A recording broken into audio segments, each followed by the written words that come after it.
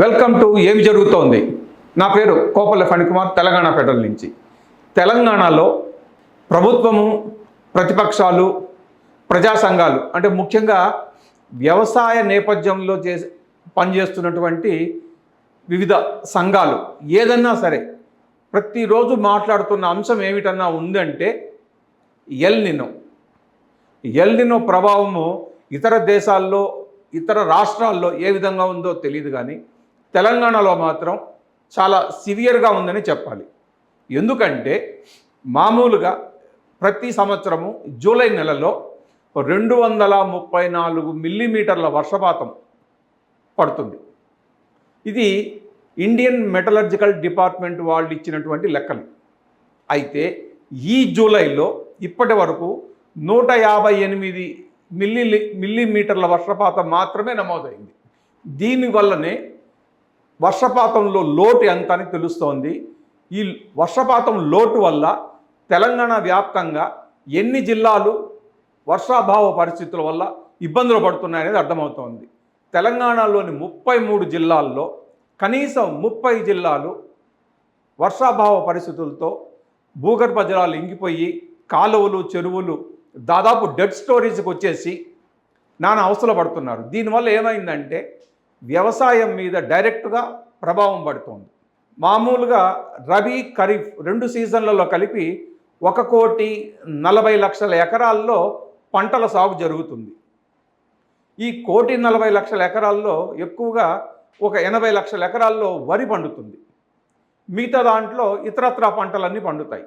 అయితే ఈసారి వరి ఏమో 10% మాత్రమే సాగవుతోంది.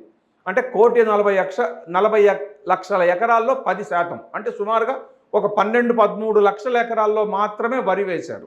అది కూడా కొంచెం కాలువలు, చెరువులు, బోర్లు, బావులలో నీటి వసతి ఉన్న రైతులు మాత్రమే వేశారు. మిగతా అన్ని చోట్ల కూడా ప్రత్యామ్నాయ పంటలనే ఎంచుకుంటున్నారు. ముఖ్యమంత్రి రేవంత్ రెడ్డి కావచ్చు, వ్యవసాయ శాఖ మంత్రి తుమ్మల నాగేశ్వరరావు కావచ్చు, వ్యవసాయ అధికారులు రకరకాలుగా, అంటే కొన్ని ఎన్జిఓలు, వీళ్ళందరూ కూడా వరి తగ్గించండి, వరికి ప్రత్యామ్నాయంగా ఇతరత్రా పంటలు పండించండి అని మొత్తుకుంటున్నారు. దానికి కొనసాగింపుగానే ఇప్పుడు ఎల్ నినో ప్రభావం తోడైంది. ఈ ఎల్ నినో వల్ల వరి సాగయ్యే అవకాశాలు దాదాపు లేవు. అందుకనే రైతులు ప్రత్యామ్నాయ పంటల వైపు మొగ్గు చూపిస్తున్నట్లు మనకి ఇప్పుడు అర్థమవుతోంది. వరికి ప్రత్యామ్నాయంగా వేరుశనగ, చెరకు, పత్తి, పప్పు ధాన్యాలు, కూరగాయలు, ఆకుకూరలు వీటిల్లన్నింటినీ కూడా పండించాలని ప్రభుత్వం ఎప్పటి నుంచో చెబుతోంది. పప్పు ధాన్యాలంటే కందులు, పెసలు, మినుములు, నూనె గింజలంటే వేరుశనగ, నువ్వులు, ధాన్యాలంటే మొక్కజొన్న, జొన్న, సజ్జలు, కొర్రలు, సామలు వంటి చిరుధాన్యాలను పండించాలని ప్రభుత్వం పదే చెబుతోంది. ఇక వాణిజ్య పంటలంటే పత్తి, ఇది తగిన తేమ ఉన్న ప్రాంతాల్లో మాత్రమే ఆయిల్ పామ్, ఉద్యాన పంటలు, పండ్లు, ఇతరత్రా పంటల్ని పండించాలని మొత్తుకుంటున్నారు. ఎందుకు? నీటి వసతి లేవు. చాలా వరకు ప్రాజెక్టుల్లో నీటి నిల్వ డెడ్ స్టోరేజ్కి చేరుకునేసింది. పరిస్థితి ఇలానే ఉంటే, అంటే ఈ నెల 31వ తేదీ వరకు కూడా పరిస్థితి ఇలానే ఉంటే సాగునీటికి కాదు, చివరికి తాగునీటికి కూడా చాలా సమస్యలు వచ్చే అవకాశాలు ఉన్నాయి. దీనివల్ల ప్రభావం ఎక్కడ వస్తుందంటే విద్యుత్ ఉత్పత్తి దాదాపు అడుగంటుతుంది. అందుకనే ప్రభుత్వం ఏం చెప్తోందంటే సోలార్ ఎనర్జీని వాడండి, దానివైపు అందరూ మళ్ళండి అని పదే మొత్తుకుంటోంది. రాష్ట్ర ప్రభుత్వము, కేంద్ర ప్రభుత్వం కూడా సోలార్ ఎనర్జీకి సబ్సిడీలు ఇస్తూ జనాలందరినీ ప్రోత్సహిస్తోంది. సంప్రదాయబద్ధంగా వాడేటువంటి విద్యుత్ కన్నా కూడా సోలార్ ఎనర్జీ, విండ్ మిల్ చౌకగా దొరుకుతాయి, దీని మీద పెద్దగా ఖర్చు పెట్టాల్సిన అవసరం కూడా లేదని చెప్తున్నాయి. మొట్టమొదటిసారిగా అంటే వన్ టైం ఇన్వెస్ట్మెంట్ చేస్తే చాలు, ప్రతి నెల చేయాల్సిన అవసరం లేదు, ప్రతి సంవత్సరం దీని మీద పెట్టుబడి పెట్టాల్సిన అవసరం కూడా లేదు. ఇప్పుడు ఎల్ నినో ప్రభావం వల్ల ఏమవుతోందంటే జలాశయాల్లో, ప్రాజెక్టుల్లో నీళ్లు అడుగంటిపోవడంతో జల విద్యుత్ కూడా తగ్గిపోతోంది. ఇదే పరిస్థితి ఇంకొక 15 రోజులు కొనసాగితే చాలు, జల విద్యుత్కు అవకాశం లేదు, దాదాపు ఆగిపోతుంది. మరి అప్పుడు పరిస్థితి ఏంటి? మామూలుగా అయితే ఈ జూలైలో వర్షాలు బాగా కురుస్తాయి కాబట్టి విద్యుత్ వాడకము రాత్రులు అంతగా ఉండదు. ఈ హైదరాబాదు లేకపోతే తెలంగాణ ఎక్కడైనా కానీ విద్యుత్ వాడకము గణనీయంగా ఉంటుంది. ఎందుకు ఉంటుందంటే పగటిపూట అంతా కూడా ఏసీలు, ఫ్యాన్లు ఇవన్నీ వాడతారు. రాత్రులకు వచ్చేటప్పటికి లైట్లు, ఫ్యాన్లు, ఏసీలు కూడా వాడతారు. అయితే రాత్రిపూట వర్షాలు అది పడిన కారణంగా ఈ జూలై, ఆగస్టు, సెప్టెంబర్ మాసాల్లో ఫ్యాన్లు తగ్గించుతారు, ఏసీ వాడకం దాదాపు ఉండదు.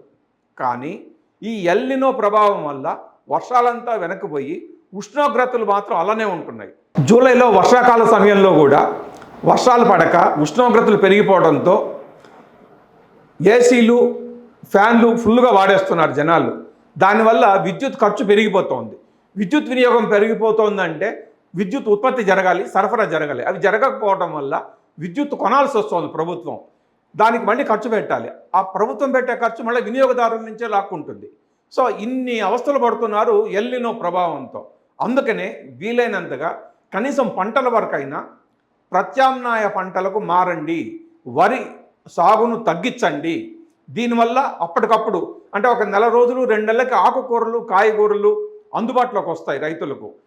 వీళ్ళకి దీనికి నీరు ఎక్కువ అవసరం కూడా ఉండదు. అందువల్లనే ప్రభుత్వం ఏం చెబుతోందంటే ఆకుకూరలు, కాయగూరలు, కొన్ని పప్పు ధాన్యాలు వీటన్నిటికీ కూడా నీటి వసతి చాలా తక్కువ సరిపోతుంది. వీటి మీదనే దృష్టి పెట్టండి, వరిని ఎట్టి పరిస్థితులను వేయొద్దు అని ఎప్పటి నుంచో మొత్తుకుంటోంది. దాని అవస్థలు పడుతున్న రైతులకు ఇప్పుడు ఎల్నినో ప్రభావం తోడై వాళ్ళంతట వాళ్ళుగానే రైతులు వరి సాగును తగ్గించుకున్నారు. ఇది ఒక రకంగా ప్లస్ పాయింట్ అనే చెప్పాలి. ఎందుకు? మామూలుగా ప్రభుత్వం ఎంత చెప్తున్నా కూడా వరి సాగు తగ్గించని రైతులు ఎల్నినో ప్రభావం కారణంగా సాగునీటికి ఇబ్బందులు పడుతున్నారనే కారణంతో వరి సాగును వాళ్ళంతట వాళ్ళే తగ్గించుకున్నారు. కాబట్టే ఈ ఎల్నినో ప్రభావం వల్ల ఒక ప్లస్ పాయింట్ కూడా ఉంది అని మనం అనుకోవాలి. ఏది ఏమైనా కానీ సాగు పరిస్థితిని పక్కకు పెడితే తాగునీటికి కూడా ఇబ్బంది అవుతుంది. కాబట్టి ఎల్నినో ప్రభావం తొందరగా తొలగిపోవాలని, వర్షాలు పడాలని మనం కోరుకుందాం. నిన్న అంటే సోమవారం హైదరాబాద్ ప్రాంతాల్లో చాలా చోట్ల బాగానే పడింది వర్షం. మరి తెలంగాణ మొత్తం ఇలానే కురవాలని, భవిష్యత్తులో వర్షాలన్నీ ఒక క్రమ పద్ధతిలో కురవడం వల్ల పరిస్థితికి మళ్ళీ సాధారణ స్థితికి రావాలని కోరుకుందాం. Thank you.